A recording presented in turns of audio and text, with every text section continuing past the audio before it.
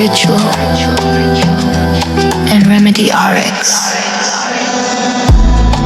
Trauma of the earth, breath of the body, spirit awakening with Dr. Janelle Clayton.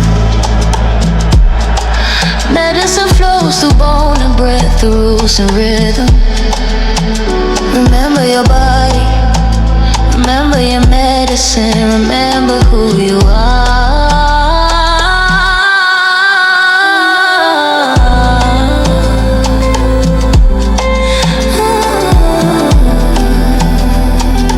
Ritual and Remedy RX, where healing becomes ceremony. Back to Ritual and Remedy, the podcast where science meets spirit, healing meets humanity, and we explore the rituals and remedies that help us come home to ourselves. I'm your host, Dr. Janelle, chiropractor, psychedelic practitioner, healer, and founder of Ritual and Remedy. Today, we are joined by someone whose work sits beautifully at the intersection of trauma healing, identity, liberation, and embodied transformation. Cash Waller is a Detroit-based therapist, EMDR practitioner, psychedelic life coach, and advocate for anti-oppressive and decolonized approaches to healing.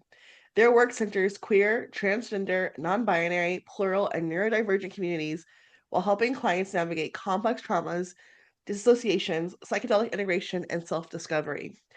Cash believes healing happens through the most powerful combination of EMDR, parts work, dancing, and psychedelics, creating a space not only for trauma processing, but for joy. Cash, welcome to Ritual and Remedy. Hey, Janelle, thanks for having me. And thank you so much for being here. So, we met at Jakarta and I took your workshop and I had never experienced anything like that before. So, how did you come to this approach in your practice of therapy and helping people? Yeah, EMDR, parts work, dance, and psychedelics is my bread and butter. And I came to it because, like many of us, we have trauma in our childhoods, and also just living in an oppressive system like we all are doing is very traumatic. So from a young age, I really didn't want to live with the baggage that comes along with the trauma. So when I was like 19, I started EMDR, and EMDR is an 8-phase modality, and what you do is you target trauma memories. And so I pretty much just went through my childhood and my life and started just reprocessing every traumatic memory that I could get my hands on. I did that for like the last 15 years. I still do my own EMDR and my own therapy. So that's kind of how it began. At the same time, actually, I began sitting with medicine also. So and seeking out dance spaces in my 20s. So it all kind of culminated at a similar time. And the spark for it was not wanting to be so judged down by negative cognitions, self-hate, um, all of the uncomfortable bodily feelings that come along with having trauma. And I was like, no, this shit can't stand. I can't do this the rest of my life. Um, I, like many people who are trans and queer, I was very suicidal, and I just kept putting one foot in front of the other. And so I found dance in my 20s. I found medicine in my 20s. I found EMDR in my 20s. And then in my later 20s, I started to understand. I'm 34 now, but I started to understand parts work. And that changed the game also. And all of these modalities are so psychedelic. So we think psychedelics is something that we ingest and then have some kind of altered state of consciousness because of ingesting something. But lots of things are psychedelic. Dance, breath work, sex, walking can be psychedelic.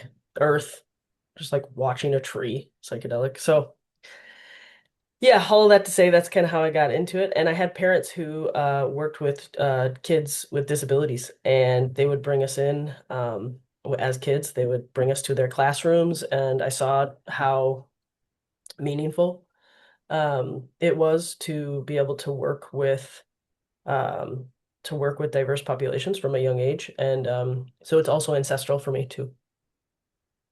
Well, that's amazing. Okay, so one of the words I've heard you speak about during your presentation and just in knowing you is about decolonizing therapeutic spaces.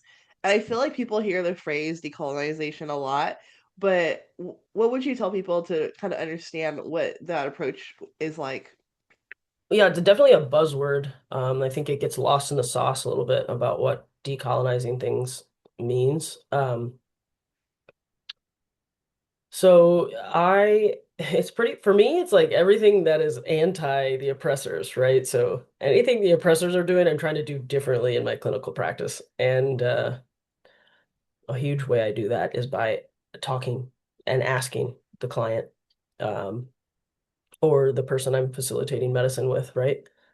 And asking for consent. So consent is a huge piece of it, right? So living in oppression, we get our consent taken away from us all the time, especially as queer trans people. So queer people, people of color, disabled people, like all the time, our consent is not asked. We just are forced into this system. And yeah, I have a lot of conversations with my clients about like, how's this feeling for you? And is this something that you want to be doing? Sometimes in the middle of session, I'll just be like, is this the direction that you want your session to be going? And so I really help clients cultivate that voice. And that's another big part of decolonizing the therapeutic spaces, trying to work on the hierarchy. So at point blank, whenever I meet people, I'm like, hey, there's a hierarchy between us. You know, I'm the therapist or the facilitator, and I have there's an inherent power imbalance because of that. And so I name it. Naming things is very important. And then and then I do check-ins to make sure that people can understand that they are the expert of their own reality. I'm not the expert of anybody's reality except my own. So pointing that out and making sure people understand that, and then helping people understand what it would say, like feel like to say no to me is pretty edgy. And I try to, I'll even ask, like, are you getting what you want out of therapy? Are you getting what you want out of this medicine journey? And then, and then, oftentimes people will say yes and explain why. And then I'll say, like, well, how would you know? How would you know if you weren't getting what you wanted out of this relationship? So I'll help them explore what it would feel like in their body, in their mind, what it would feel like if they weren't getting their needs met in the relationship, which I think is really important as somebody who holds any type of power over any other living human being. As you say that, I'm thinking about all the different types of relationships we have, like work and family and friendships and in practitioner, and it's like we don't really ever get asked like that question. So I feel like that is really empowering and amazing. I mean, it's as I'm listening, it's bringing up a lot for me too, where I'm thinking like, oh, like, am I, how am I feeling in these different spaces? Hmm. Um, Hmm. I feel like another thing that comes up a lot um is like traditional therapy models can also cause harm to people that are in populations that have already experienced a lot of harm. So, if someone was like looking for a practitioner, like what are some things that they could kind of like think of like a little hit list of things they should look for if they are looking for a therapist that can help them through these cycles? So a big thing I always say is ask your therapist questions. Like I like give people, I'm like, ask them what they do surrounding trauma. Ask them if you have an anxiety attack during session, what do they do? What is their protocol? Um, if you get triggered in a session, how do they handle that? You know, you can ask your therapist, and not like softball questions. Like you can ask them like questions that would make you feel safer in the relationship. So I think that can really help. Like, what modalities are you using? How have you learned to use them? Mhm. Um, because psychotherapy is traditionally like very blank slate.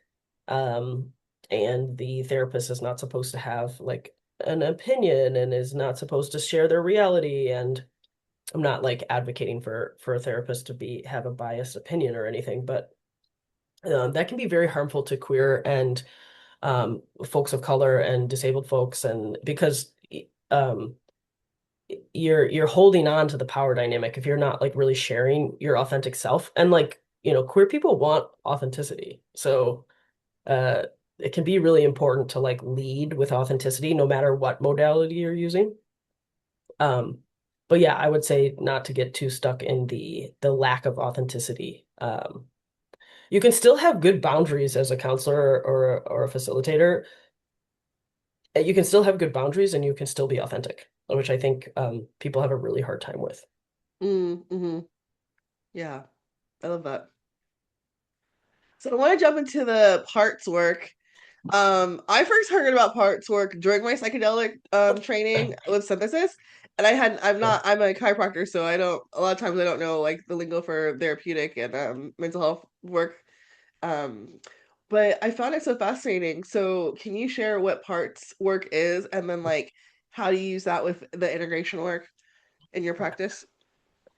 Oh yeah, so parts work is amazing. Parts work is very psychedelic also. Like if anybody it is not an uncommon story to hear somebody having a medicine ceremony journey and them having parts come to visit them.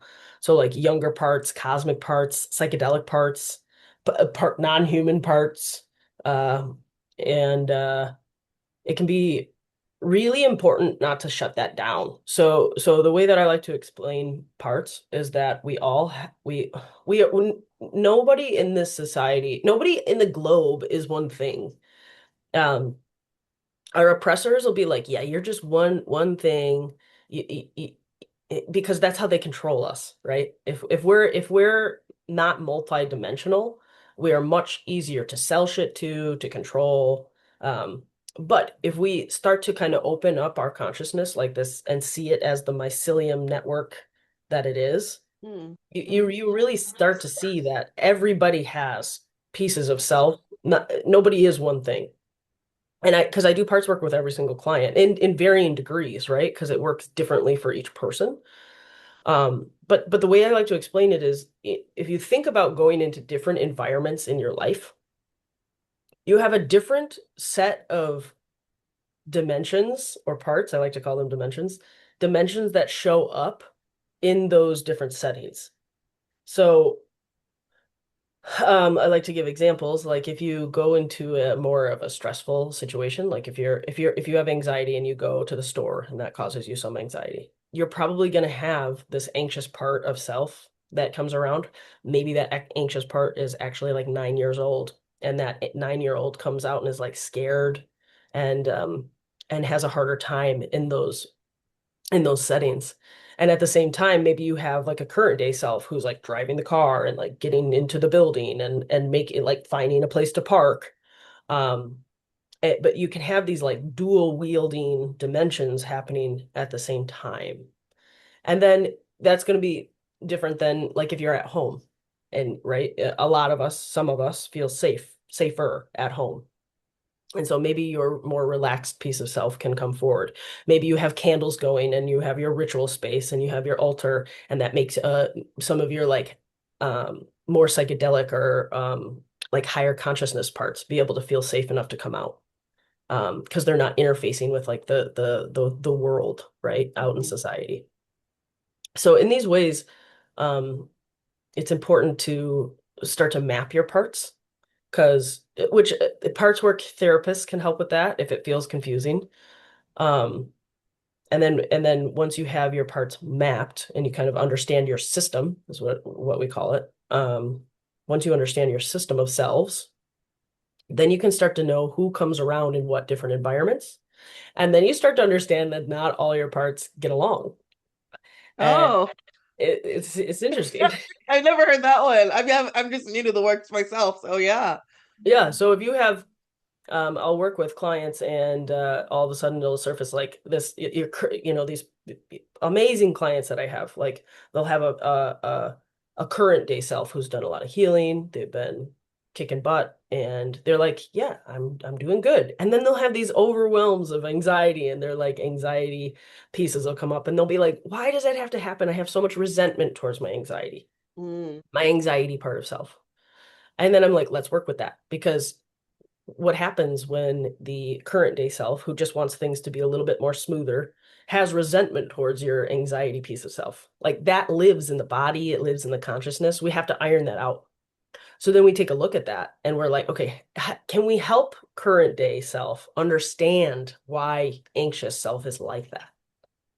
And then in that, there's some wiggle room. There's like this empathy that comes up, because then the current day self looks at that anxious part and then maybe does some digging and has maybe even a conversation through psychedelics or EMDR or dance with that other part of self.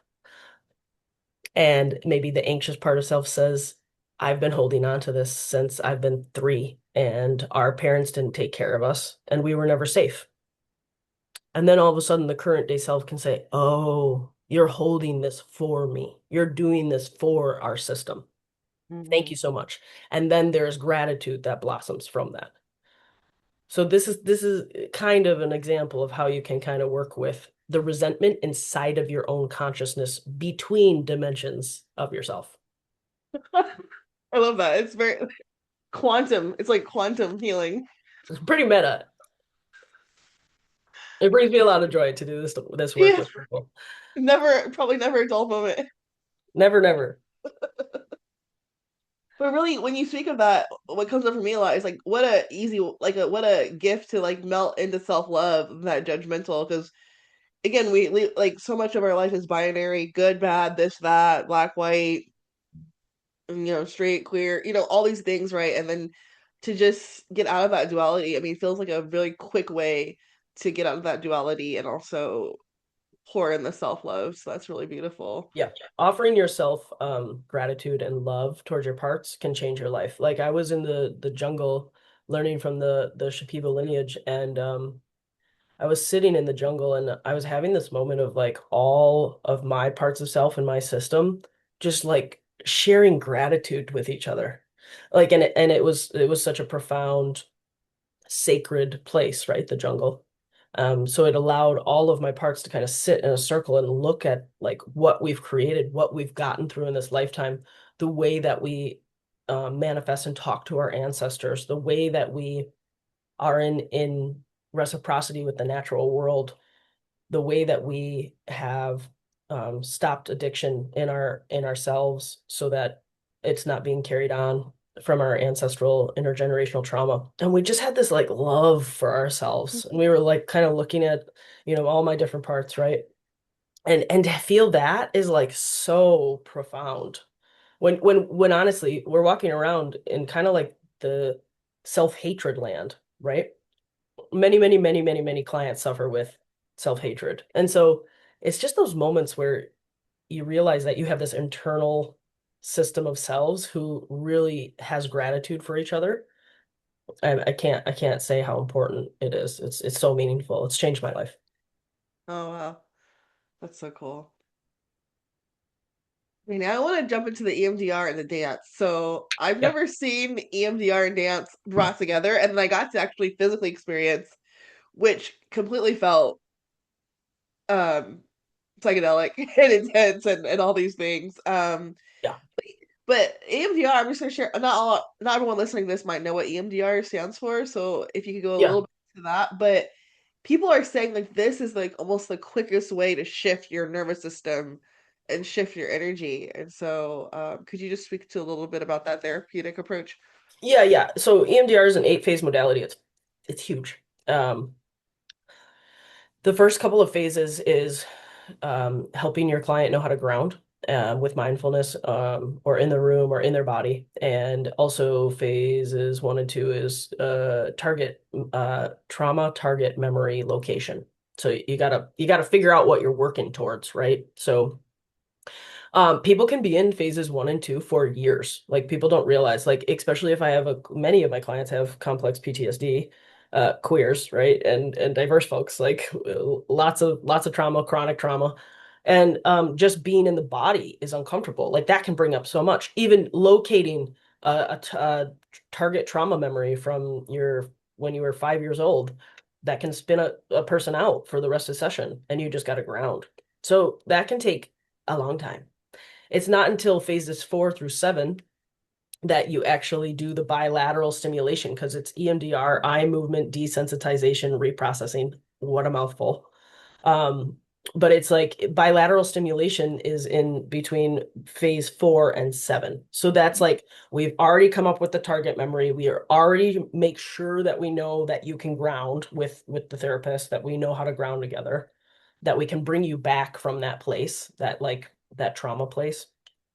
And then 4 through 7, things get real psychedelic because the bilateral stimulation, what it does, which is so it can be tapping back and forth, it can be watching my hand go back and forth. There's a dot that I can send people that goes back and forth. Um, also, people can do it by neural beats through the ears back and forth. So it's not just eye movement. But what that does is it taxes the working memory. So you kind of like it allows you to like cosmically go a little bit more offline so that you can go into the subconscious. And like there's all awesome sorts of shit down there. Because the subconscious for people is kind of unexplored. It's kind of scary to go there, but EMDR facilitates you down into that space.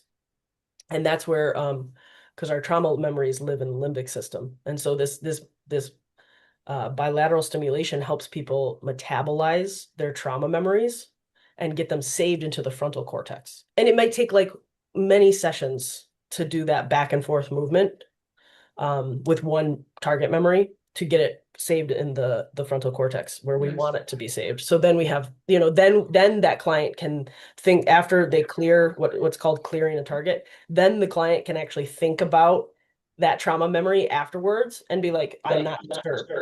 I don't feel anxious. I don't feel dissociated. I don't feel depression. I actually feel okay about it. So it like frees you. It liberates you. That's amazing. So this is really it's a commitment people need to make to this type of work as clients as well. It's a Mm. practice. I call it people's EMDR practice. Yep. Practice. Okay, okay. Love that. Because it's just like a yoga practice. It's like a dance practice. It's like Mhm. an earth practice. You really cultivate it and you learn how to work with it. It's a very powerful modality. And that's why I also tell clients, I encourage clients to talk to your EMDR therapist, ask them questions.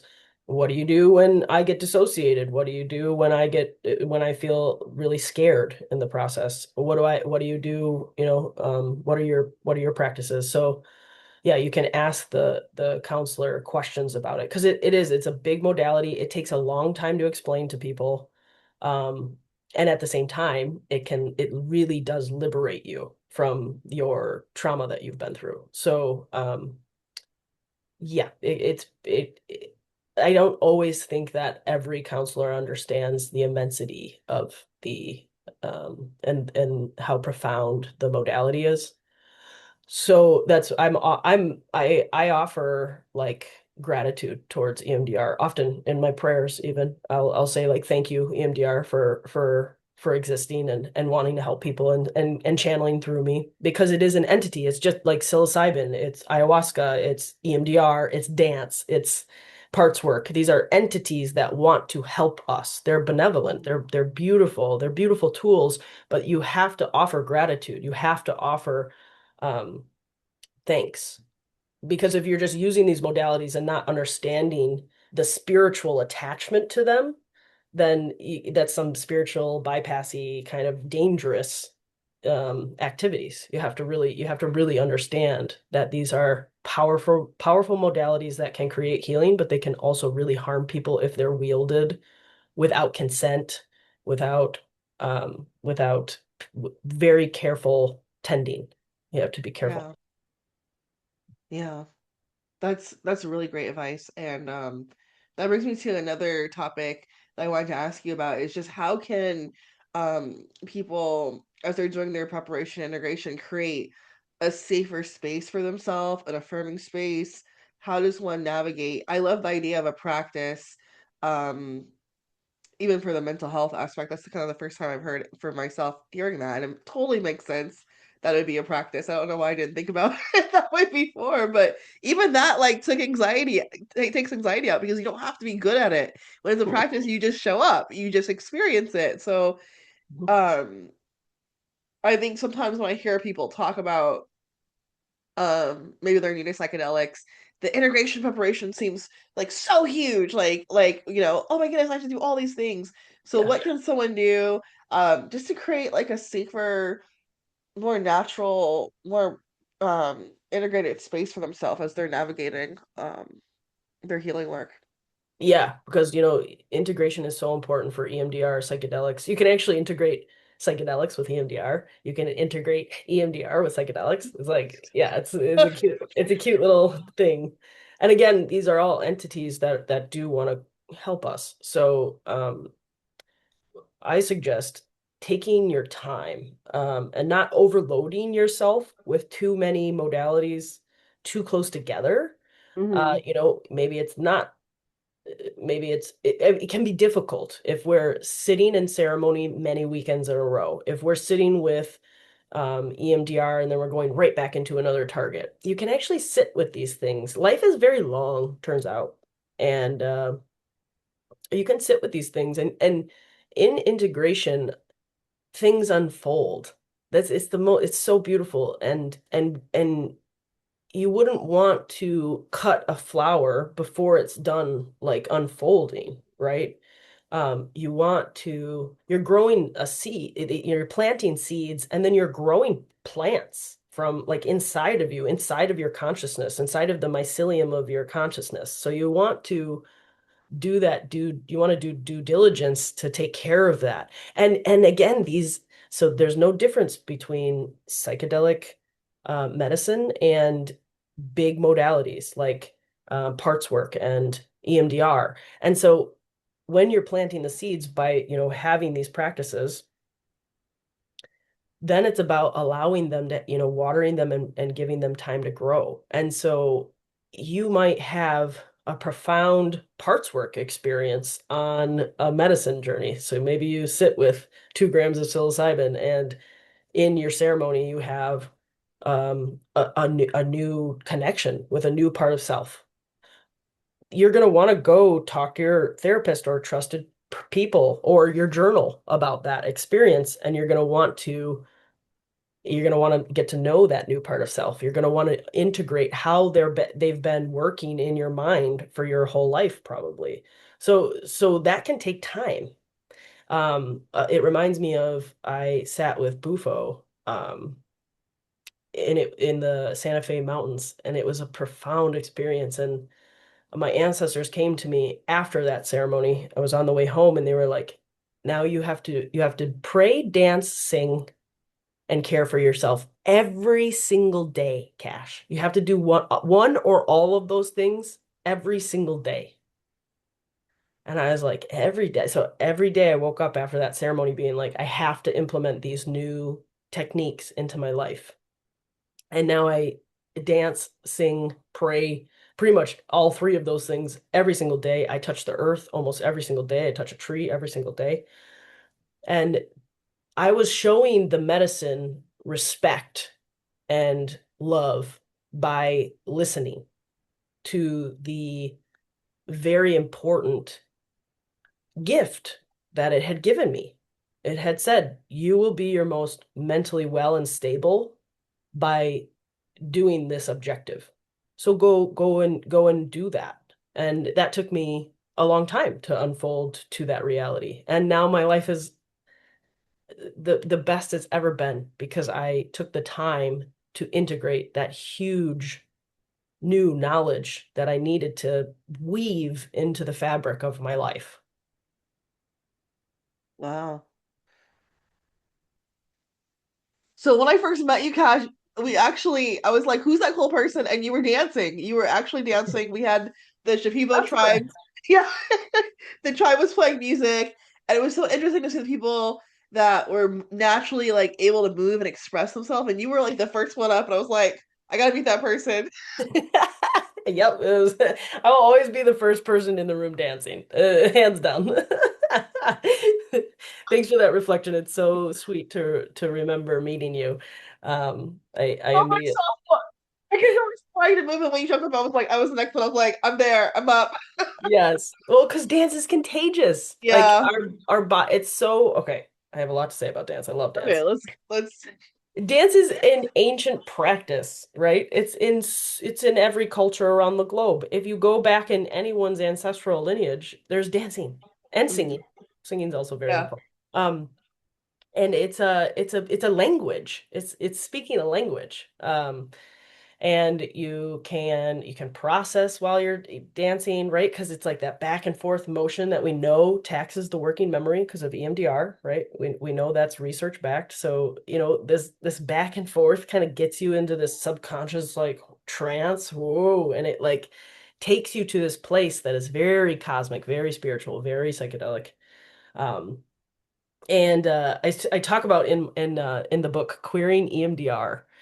Me and 25 other therapists, queer EMDR therapists, wrote a chapter, and my chapter talks about how dance is a way to decolonize ourselves because it's gotten Hmm. stolen from us in the Western world, right? You go to a concert and some people just aren't dancing. Like, what is going on there, right? Like, it's a signification of like zombieism or something. I'm like, y'all, we got the soul in us. Like, we have these beautiful bodies. Like, we are reincarnated with bodies who can dance. Like, and we're not flexing that. Like, it's nervous system regulation. When you dance, your body naturally calms down, releases dopamine, continues to like work through maybe a hard thing that you went through in the day, or is just like brings whimsy and play and joy. Um, and so if we take that back, so our oppressors are, it's not ironic that in the Western world, dancing is kind of like embarrassing or like Yeah. hard to access, right?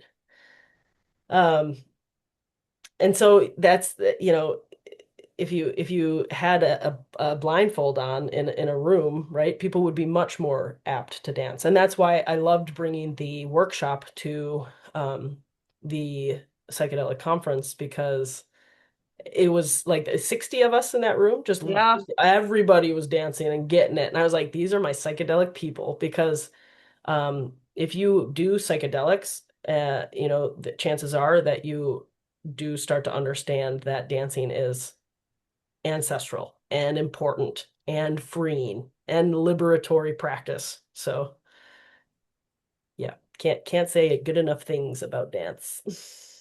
You brought up a point that I haven't really thought about that constrictive feeling that we self-induce is also a manifestation of colonialism, you know? And I think Yep. as someone like myself that's like, I have all these parts I'm working through, but also just being indigenous and a person of color and like being in more of those environments, naturally people are moving, interacting, and it's a different feeling. And so I feel like I've always had a little bit more of that medicine. And then when I'm in other environments, I don't necessarily think about how restrictive it is because there's so many other restrictions that I'm also worried about. But Yeah. the way you put it, I'm like, oh wow, like that's literally the nervous system manifestation of oppression. Yeah. Like and I know Totally. there's a I think in my art classes, I have an art background, but we talk about like Western, non-Western, like philosophies. Mhm. And I think sometimes people always think of Western as kind of more like what we think of the oppressor, but really Western culture is just a different approach to spaces and interacting with people. It doesn't mean it has to be restrictive, right? Like you think of like Greek theater and things like that. Like that would be a Western philosophy, right? But it was still alive, right? There was still energy and stuff and um a loose description of non-Western cultures, which so many are in the US, right? Um is about like circles, like a circle of people, everyone being involved, everything bearing ceremony. So whether there's an authoritative person or a child in a space like a church or a ceremony, everyone's important, and anyone can come kind of in and out of that space. And so But when I think of the actual like parts of the body that you brought up, I'm like, oh no, Western spaces should also be decolonized. Yep. Maybe even more, right? Like maybe even in a uh another way so they can fully express themselves because there's nothing wrong with it. It's just not expressed, right? Yeah, not expressed and it was stolen. So like, Oh, and yeah, it's like and ancient earth-based communities still dance. yeah, They're dancing all the time. And uh and if you follow your lineage back far enough, white people, if you go far enough back, you will reach a lot of white folks have paganism in their yeah. lineage, which like I'm Celtic and my Irish Scots ancestors were dancing for Oh, sure. My okay. my Yes. Czechoslovakian, Yeah. Polish, right? Like Slavic, we were dancing. So Yeah. um yeah, it's an important practice, and actually when I've been dancing on psychedelics, because I'll sit in ceremony and then I dance, and it's Mm. so amazing because it's like your ancestors come to dance with you. Our Yeah. ancestors cry with us, our ancestors Yeah. feel joy with us, and our ancestors fucking dance with us. They I got dance with us. Yeah. and It's it's true. like a portal. It's a portal to all the realms. It like really helps you just like tap right in. It's something so sacred. And it's no wonder that the Western world makes us feel embarrassed about moving our bodies. How dare they? It's like a mental straitjacket that we put on Yes. ourselves. I love that. Yes, that's exactly it. And I want to shout out Detroit. So Detroit Yes. Detroit dance culture is beautiful. I'm part of the trans dance scene here, and Detroit is very free in a lot of ways, and one of those ways is the way that we all dance our faces off. So, in Detroit, we don't dance for other people; we dance for ourselves. People have dance practices here. Many people don't do substances at all; they just go to dance on the dance floor. That's Um, amazing. we have dances every week. We have big events like Movement Festival, or this past weekend was Techtroit, which is a free techno dance festival in Detroit. And it's like all Detroiters, and we're all like supporting. It's almost like Detroit's liberation freedom energy is folding in on itself. And there's just like, Yeah. you see people from the community. To go to something like that and have it be free is also like very euphoric, and how things should be. We should be living in a free trade market economy, right? Um, and so if you have a whole geographical area that is based on dance, chances are that place is pretty liberated. Pretty vibrating high. Yeah. It's very, yes, exactly. So just shouting Detroit out Detroit really does that well. When I woke up this morning, I was like, I'm interviewing Cash. And I thought, the first thing I thought was Detroit Rock City. It's Motown. There's so many Town. amazing, there's so many amazing Yeah, uh so many artists came out of Detroit. So so many many. artists. And the techno scene here is built from black DJs, which is like Hmm. a beautiful ode to black DJs in the city. And they are highly respected. And there's dance is an offering. So, Yeah. we go to see the DJ, but we're offering movement and dance. And then Detroit, because geographical areas are entities also, right? You have a Hmm. relationship with geographical areas. And so all of us are dancing, we're showing respect, and we're offering our movement to the DJ, and we're having this like symbiotic experience. And then all of that energy is sinking into Pachamama, right into the earth, right into Detroit, and Detroit's just eating it up and loving it. And then Detroit gives back to each of Gives us. So back. Yeah. it's beautiful. I love that. Yeah, dance is offering. It's yeah, to the earth, to our ancestors, and to ourselves. I think that's really beautiful. Yeah. I'm definitely gonna put on some music after Yeah. I know. We're talking about it. I'm like, oh, I want to dance. dance party. And I think you bring something to the table, Cash, that I really appreciate. Just seeing you embody your work and then also just talking to you, learning more about, what you're doing. But it's like so much, I think, of work we can get stuck on the pain, but you really start with the joy. You really are bringing in joy and showing people the joy of life, and that is a part of healing. Um, Especially when things feel heavy, we need to learn how to cultivate that joy as resilience and also just as something that feeds us. Hey, gosh, so our audience is deeply interested in psychedelic healing. What are some things that they like often go misunderstood about psychedelics in general? Yeah, so I've kind of alluded to it a couple times in this chat, but I think that people can misunderstand that psychedelics are entity like profound entities that can change our lives, and um, they need to be respected. And psilocybin is she's beautiful. Ayahuasca is beautiful.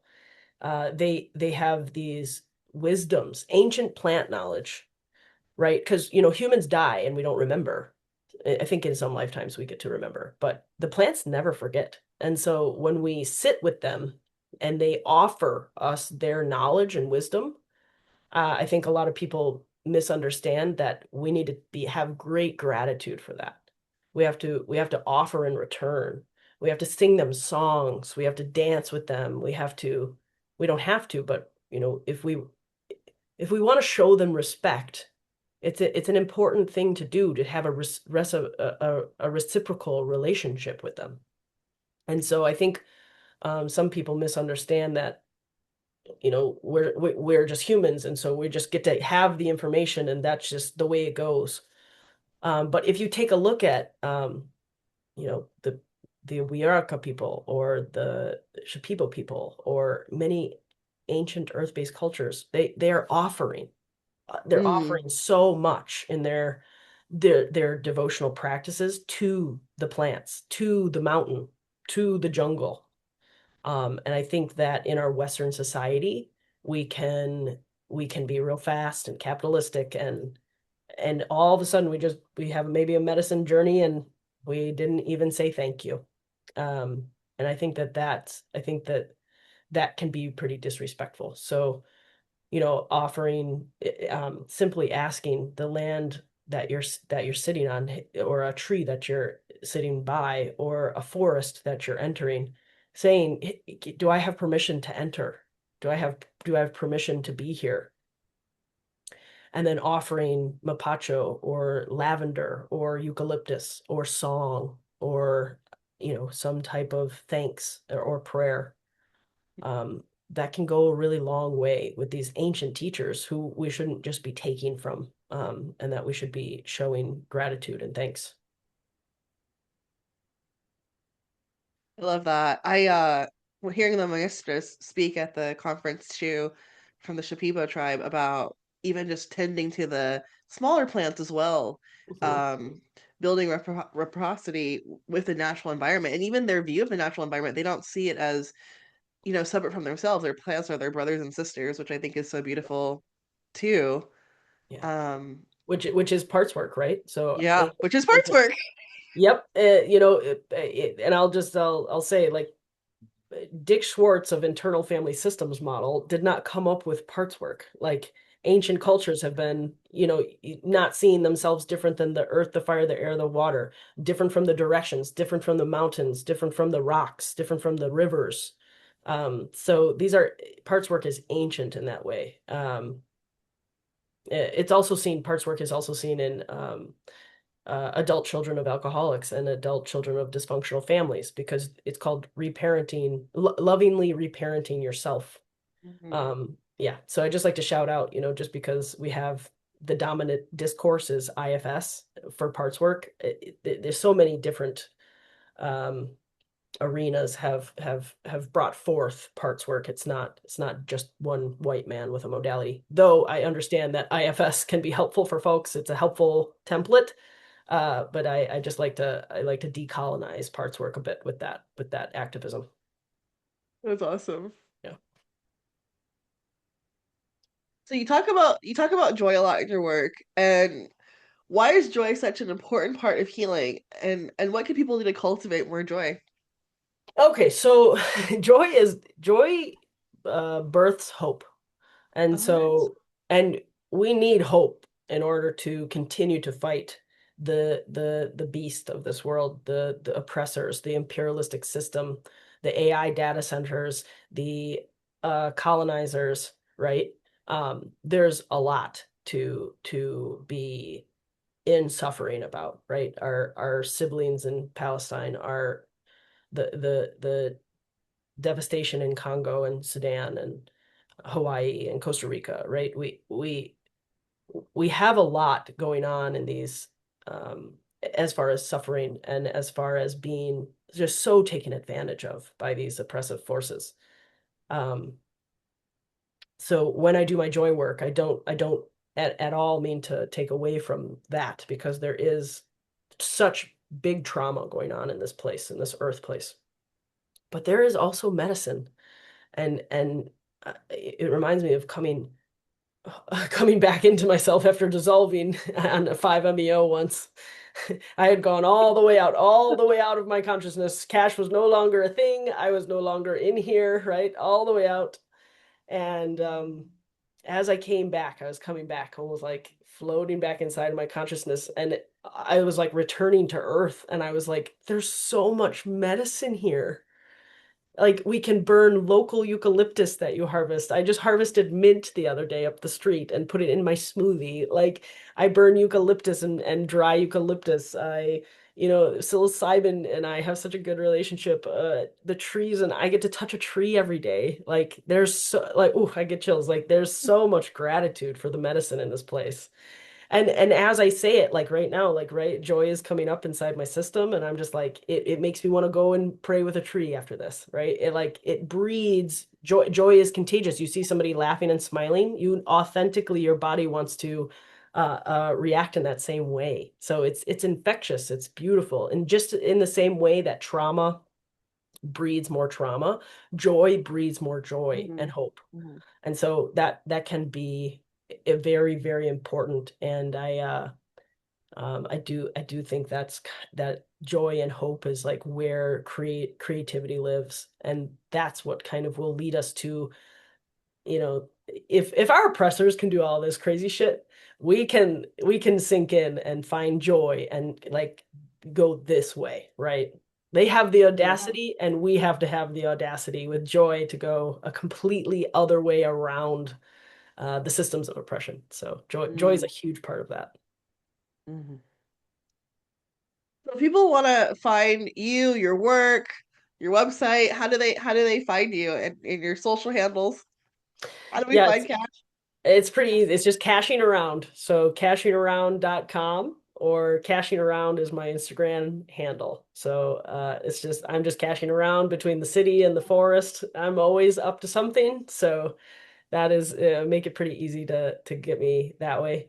Would love to hear from anybody that feels like we would maybe do good work together.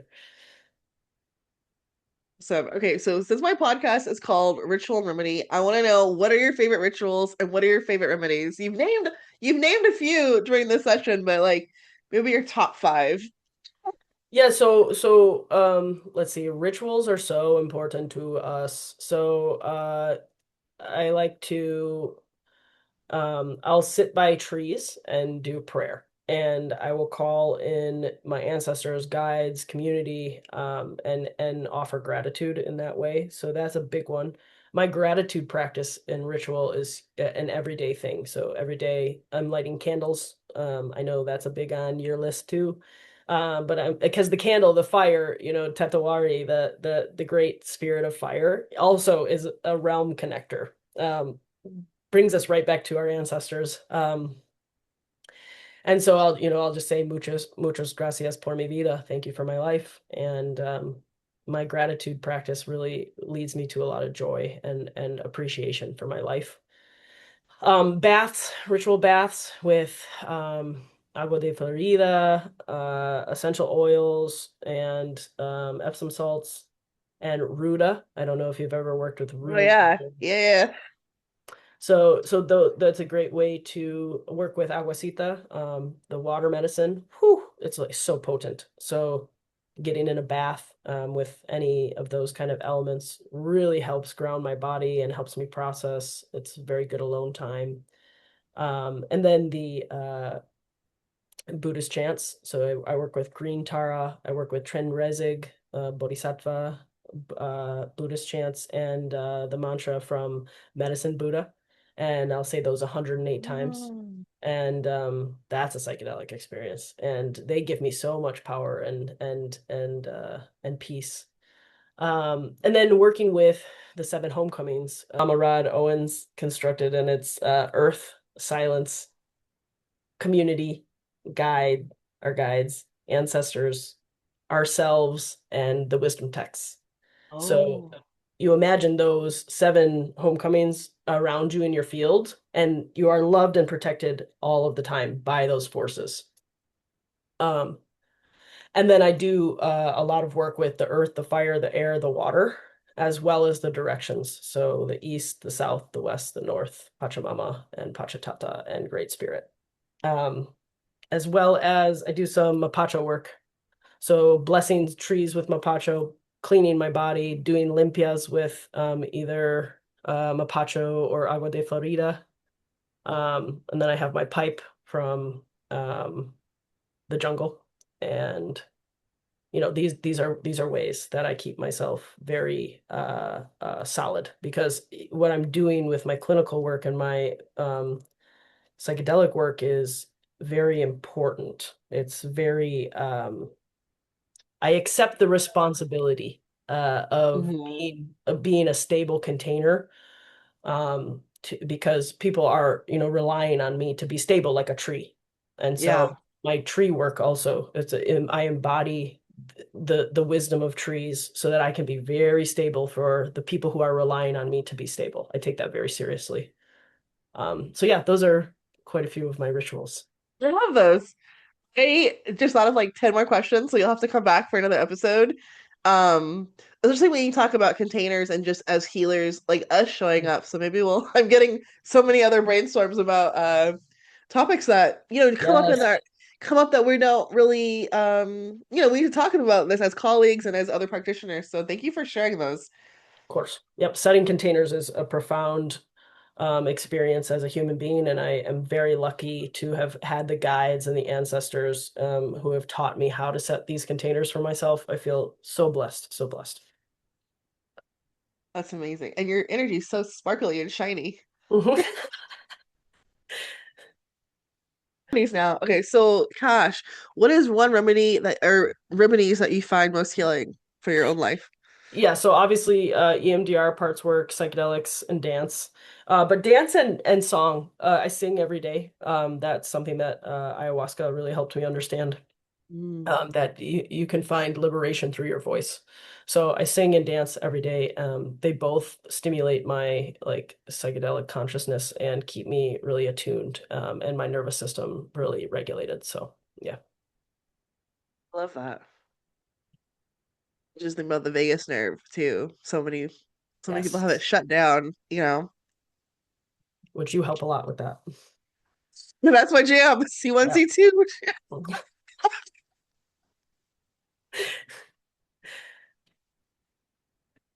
All right. I wanted to ask you too, the feather you have, what is that one? Yeah, so it's turkey. Thanks for asking. Turkey, red-tailed hawk. This is actually a pigeon, and then 2 blue jays, blue jay feathers with it's a deer antler on the end that I made. Oh, it's beautiful. That's beautiful. Yeah. Well, gosh, thank you for sharing your wisdom, your heart, your vision, your joy, and your compassion, liberation, and approach to healing. And to everyone listening, may you remember that healing isn't about becoming someone else. It's about making space for every part of who you are. Until next time, stay curious, stay grounded, and keep tending to your rituals and remedies. I'm Dr. Janelle, and this is Ritual and Remedy. Ritual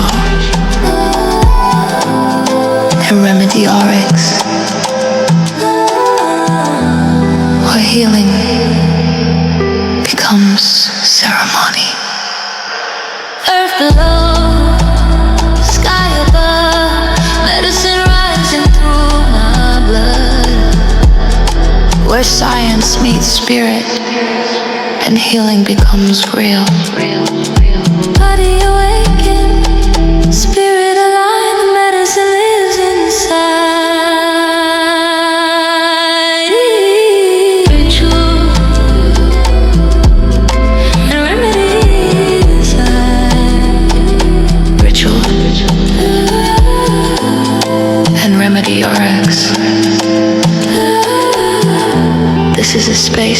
transformation, for truth, for embodied wisdom. Rituals and remedy RX. Align your body. Awaken your medicine.